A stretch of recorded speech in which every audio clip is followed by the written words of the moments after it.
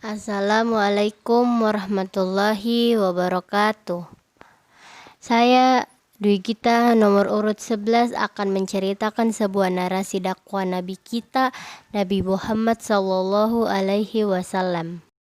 Dikala umat manusia dalam kegelapan dan kehilangan pegangan hidupnya, lahirlah ke dunia dari keluarga yang sederhana di kota Mekah seorang bayi yang kelak membawa perubahan besar bagi sejarah peradaban dunia.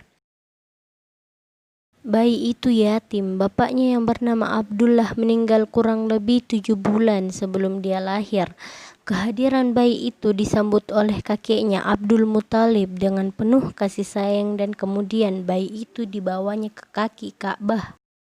Di tempat suci inilah bayi itu diberi nama Muhammad, suatu nama yang belum pernah ada sebelumnya.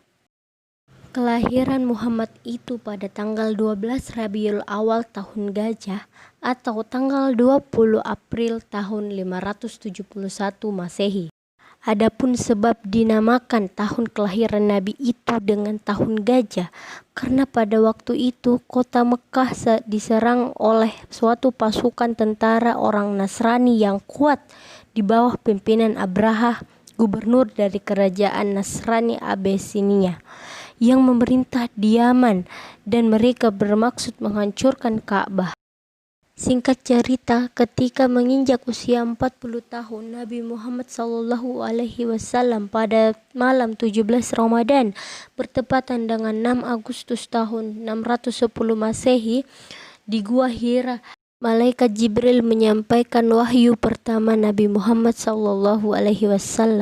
Setelah mendapatkan wahyu pertamanya, Nabi Muhammad menunggu selama lebih kurang 2,5 tahun lamanya. Sesudah menerima wahyu pertama, barulah Rasulullah menerima wahyu yang kedua.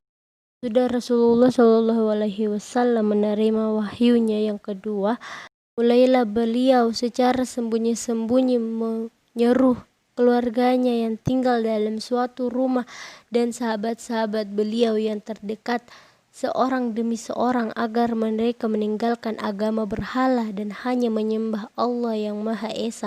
Maka yang mula-mula iman kepadanya ialah istri beliau sendiri, Siti Khadijah, disusul oleh putra pamannya yang masih amat muda, Ali bin Abi Thalib dan Zaid bin Naritsah.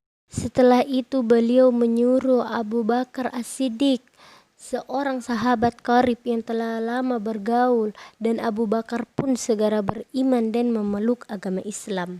Dengan perantara Abu Bakar banyak orang yang memeluk agama Islam. Mereka itu semua diberi gelar As-Sabiqunal Awwalun, artinya orang-orang yang terdahulu yang pertama-tama masuk agama Islam.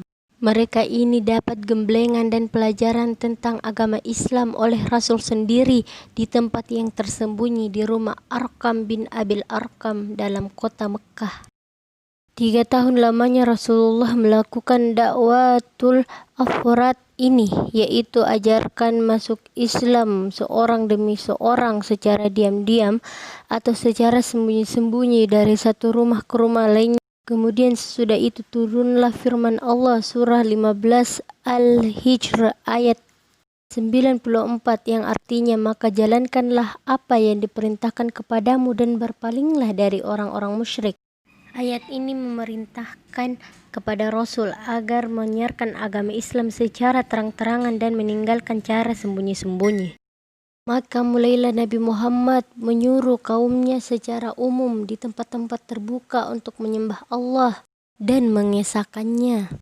Pertama kali dakwah yang bersifat umum ini beliau tunjukkan kepada kerabatnya sendiri, lalu kepada penduduk Mekah pada umumnya yang terdiri dari bermacam-macam lapisan masyarakat, baik golongan bangsawan, hartawan, maupun hamba sahaya, kemudian kepada kabilah-kabilah Arab dari berbagai daerah yang datang ke Mekah untuk mengerjakan haji.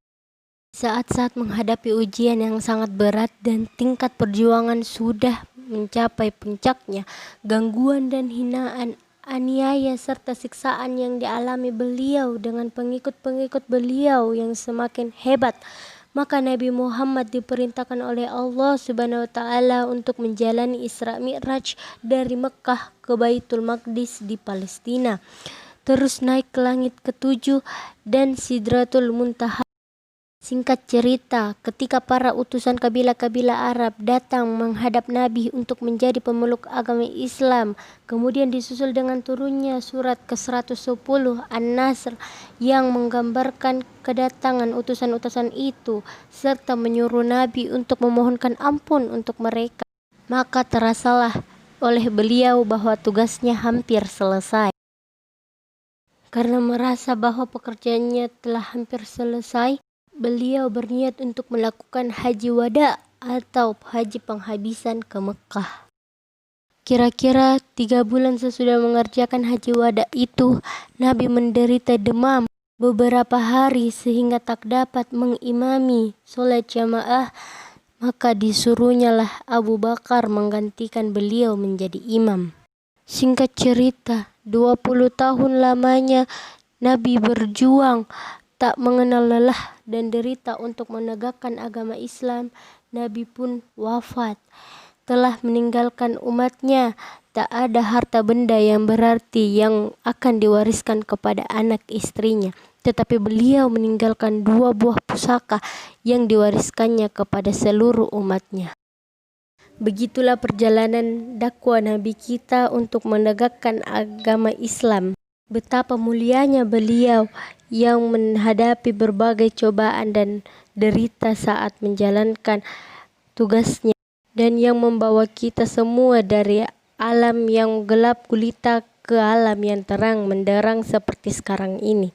Marilah kita meninggalkan maksiat dan mengerjakan kebajikan untuk bekal kita di akhirat kelak. Sekian dari saya, terima kasih. Wassalamualaikum warahmatullahi wabarakatuh.